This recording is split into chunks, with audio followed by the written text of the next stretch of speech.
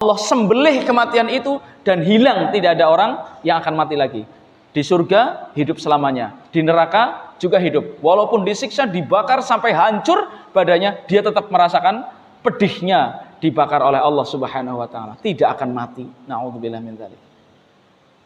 Nah, sekarang bagaimana kok ada orang sekejam itu membiarkan keluarganya terbakar api neraka? Ya, para suami yang tidak membangunkan istrinya. Para ayah yang membiarkan anak-anaknya dengan berdalih lah bojoku anu kesel, melas digugah. Lah anakku kesel gawe tugas, melas digugah. Akhirnya mereka terbangun sampai siang dan mungkin sholat subuhnya telat atau bahkan ada yang tidak sholat subuh. Sering saya tanyakan ke anak-anak usriyah, anak-anak siapa tadi pagi yang gak sholat subuh? Sing ngacung ya esi akeh. Pertanyaan saya apa? Enggak, wong tuane orang gugah. Saya tanya, loh, nang kowe ora tangis iki nang apa? Loh, bapakku besi turu. Lah Masya Allah jawabannya kados niku. Bapakku besi turu. Kira-kira bapak yang kaya itu hadir enggak di sini, Pak? Enggak hadir ya, Pak ya? Loh, kenapa enggak hadir? Esi turu. Makanya enggak hadir. Iya, kalau kita sayang kepada keluarga, bangunkan mereka. Bahkan bila mana perlu diteriaki sampai diontrak-ontrak. Karena apa? Kita tidak mau anak dan keluarga kita itu terbakar oleh api neraka. Itulah bukti cinta kita kepada keluarga kita. Nah, kemudian istri dan anak-anak, kalau ada seorang ayah kok keras, tegas dalam ibadah, justru itu adalah suami, ayahanda, orang tua yang cinta kepada kita. Betul apa tidak, Pak? Setuju nggih, Pak nggih? Jika istri menjumpai suami kok cueh niku napa? Rewel, cerewet, kayak tua masjid, ya, wis ngomong seru ya. Kepada istri yang setiap kali keluar rumah enggak pakai jilbab. Sang suami ini tegas. Pakai jilbab. Nggak boleh keluar, Bu, kecuali kalau sudah pakai jilbab. Ini suami yang sayang. Suami yang sayang ketika melihat istrinya keluar kok mambu wangi, diambung kok mambu wangi, kon ganti kelambi, ora sah parfuman. Karena nggak boleh, Pak. Betul, Pak? Tapi kalau suami yang tidak baik adalah ketika membiarkan istrinya tidak pakai jilbab, bahkan memerintahkan istrinya nggak pakai jilbab, karena dalam rangka dia ingin pamer kepada teman-temannya tentang kemolekan dan kecantikan istrinya. Bahkan meminta istrinya dan bareng-bareng bersamanya untuk berselfie dan berfotoria dan memajang di media sosial. Ngalamat, Pak niki. Ini suami yang membawa kepada nerakanya Allah tabaraka wa taala.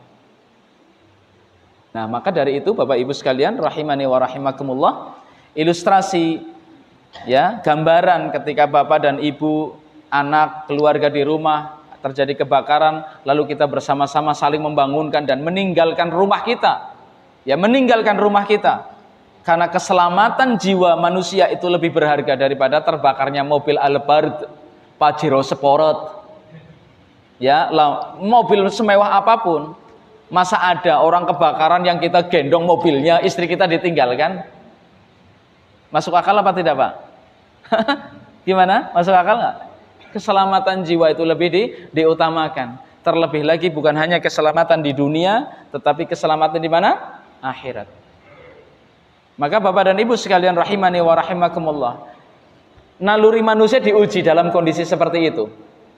Maka sebetulnya manusia itu sudah dimiliki naluri dan akal untuk bisa memilah dan memilih mana yang benar dan mana yang salah. Betul apa tidak, Pak? Ya, Pak. Seenggak-enggaknya orang enggak sekolah, Pak, setidak-tidaknya orang itu tidak berpendidikan, ketika mengalami hal tadi, Pak, kebakaran, naluri manusia mendorong, pasti akan melakukan seperti itu. Karena untuk keselamatan. Maka hakikatnya Allah Subhanahu wa taala juga telah memberikan kepada kita tentang surga dan neraka. Kalau ada orang bijak mengatakan dunia itu pilihan. Betul, Pak ya? Sering nggak mengatakan seperti itu ya? Hidup ini pilihan. Ya, mungkin kita sebagiannya mengiyakan. Memang benar, kita itu memilih. Dan Allah Subhanahu wa taala juga menyampaikan demikian, faman syaa'a falyu'min wa man syaa'a falyakfur. Barang siapa yang ingin beriman ya beriman, wa man syaa'a falyakfur, dan barang siapa yang ingin kufur ya silakan pilih jalan kekufuran. Tapi bukan berarti Allah menyetujui tentang kekufuran, bukan. Tentang keinginan kehendak manusia itu nanti manusia itu yang akan mempertanggungjawabkan, bukan Allah. Sebab apa? Sebab Allah Subhanahu wa taala sudah memberikan kepadanya petunjuk kepada jalan-jalan tersebut.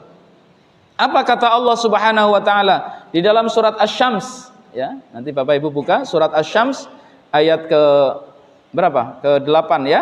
Allah Subhanahu wa taala berfirman, fa'alhamaha fujuraha wa taqwaha. Fa'alhamaha fujuraha wa taqwaha. Maka Allah telah mengilhamkan kepada manusia fujuraha, tentang jalan yang buruk, jelek, wa taqwaha, dan jalan yang menuju ketakwaan, kebaikan. Bapak Ibu bisa buktikan. Misalkan ada anak terlahir, ya dikasih makan, dikasih minum, di rumah, nggak usah disekolahkan, nggak usah dididik. Naluri manusia, anak ini walaupun tidak mendapatkan pendidikan, dia pasti punya potensi untuk berbuat kebaikan. Satu diantaranya sifat malu. Yang kemarin pada parenting di MTS Usriah, wali murid penerimaan rapot, saya sampaikan tentang keutamaan sifat malu. Pertanyaannya, dulu ayahanda kita, bapak moyang kita, siapa? Nabi Adam. Pertanyaannya Pak, punya pakaian apa tidak? Klamben apa mboten Pak? Nabi Adam mboten klamben, sedurunge mboten, sasampunipun klamben. Zaman dulu belum ada penjahit, betul? Terus apa lagi? Pabrik garment, ya, kain belum ada. Apa yang digunakan untuk menutupi aurat mereka? Apa? Ngertose. Godong gedang apa godong apa? Ya. Iya. Punya sifat malu, Pak. Sehingga sekonyong-konyong Nabi Adam beserta istrinya ketika tersingkap pakainya, mereka menutupi. Padahal gurungan menungsa liyane loh, Pak. Ini contoh bahwa Allah mengilhamkan kepada seseorang itu apa? Fujuraha wa taqwaha. Anak keturunan Adam juga demikian, punya naluri. Selain kepada perbuatan yang baik, perbuatan jahat juga ada. Tanpa ditunjukkan, diajari perbuatan jahat, manusia punya potensi untuk berbuat kejahatan. Makanya Bang Napi yang sudah meninggal itu pernah menyampaikan, dan kita lihat ya Pak ya, kejahatan bukan hanya karena ada niat pelakunya, tapi karena juga ada mau nek tindak teng masjid, boten nenten niat jahat, boten nenten Pak, niatnya ya arep salat itu niku. Tapi ijik-ijik ana helm gletak apik, INK napa INK napa? Nggih. Celingak, celinguk, aduh. Terdorong dia untuk berbuat jahat, ambil dia helm itu atau sendal atau snack. Misalkan pengajian kok ana snack, ki kayane mbae kelalen ya mandan ngantuk, geser snack-e lebok natas balik. Mbae celingak, celinguk snack-e nyosi mari ngendi ilang. Karena ada kesempatan, Pak. Nah, manusia yang sudah diberikan ilham oleh Allah tentang jalan ketakwaan dan jalan keburukan, Allah yang menyediakan. Mungkin ada yang bertanya, betul ada yang bertanya. Ada anak siswa usulnya bertanya, Pak, kenapa sih Allah ciptakan setan? Begitu? Bahkan di kelas yang lain ada yang bertanya, kenapa Allah ciptakan penyakit gitu? Kenapa tidak manusia sehat semua? Loh, nek Allah tidak ciptakan penyakit, tidak ada orang sakit, ya orana rumah sakit, orana obat. Nek orana setan, lho kabeh mlebu surga. Lalu Allah bertujuan apa menciptakan manusia? Coba Pak, Allah ciptakan kita itu untuk apa coba? Tujuannya untuk apa? Pernah ada nggak yang bertanya-tanya, ya kenapa ya saya harus diciptakan ke dunia dan saya harus beramal ibadah, harus beramal soleh seperti ini? Kenapa? Mungkin ada yang bertanya, kalau Allah sayang kepada kami, ya cukup Allah berikan surga saja sudah, tanpa harus ciptakan neraka. Semuanya itu atas kehendak Allah. Ini harus kita imani. Semuanya atas kehendak siapa? Allah. Ada nggak yang bisa protes kepada Allah? Saya tanya Pak. Monggo. Kalau ada orang-orang yang bertanya seperti itu, ada nggak? Terus pertanyaan itu dilontarkan dengan demo protes. Ayo kita demo sajalah. Katanya Allah itu Maha Rahman, Maha Rahim. Nyatanya nggak neraka, kan gitu? Ada nggak? Tidak ada. Satu, takdir Allah. Yang kedua, di balik semua takdir Allah ada hikmah. Ada apa? Hikmah atau pelajaran yang bisa kita ambil. Yang ketiga, bahwa apa yang Allah takdirkan tersebut selain memiliki hikmah adalah untuk kebaikan dan kecintaan Allah kepada apa yang diciptakannya. Contoh, Allah Subhanahu wa taala mewajibkan kepada kita untuk apa? Beribadah. Tujuan Allah menciptakan manusia adalah untuk beribadah. Surat Az-Zariyat ayat berapa? 56. Allah tabaraka wa taala berfirman, "Wa ma khalaqatul jinna wal insa illa liya'budun." Dan tidaklah aku ciptakan jin dan manusia, dua makhluk mukallaf. Dua makhluk yang dibebani hukum perintah ibadah oleh Allah. Dan tidaklah aku ciptakan jin dan manusia illa liya'budun, kecuali untuk beribadah. Selain itu, enggak Pak. Maka sekarang kalau panjenengan enggak mau ibadah, ya berarti enggak usah jadi menungsa. Jadi apa? Cempek. Nggih kan?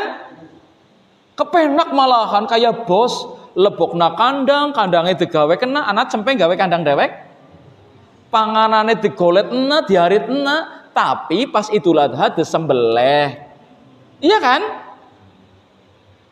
Pilih jadi nopo Pak? Jadi menungsan apa jadi hewan Pak? Ya kan ada orang yang terbebani dengan hukum perintah larangan, apa-apa urip kudu kaya kiye, apa-apa urip kudu aja kaya kuwe kan? Itu manusia. Makan kudu pakai tangan kanan, nggak boleh pakai tangan kiri misalkan. Jangan terburu-buru.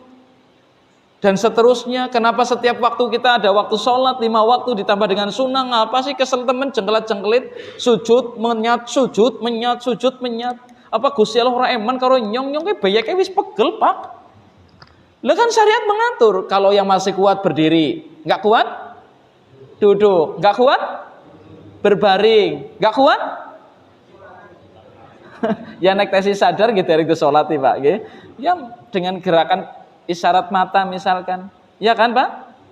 Kalau kita sudah nggak sanggup, kadang-kala keluarga kita membimbing kita sholat karena mungkin kita suka lupa. Wis tua sih kadang-kala. Betul Pak? Ada yang pernah ngerumat orang tua sampai sepuh gitu. Ya, termasuk ibunda kami juga seperti itu. Mbah sholat, iya. Pas lagi sholat takon Pak, pripun Pak niku? Sudah mulai Allahu Akbar takbiratul ihram.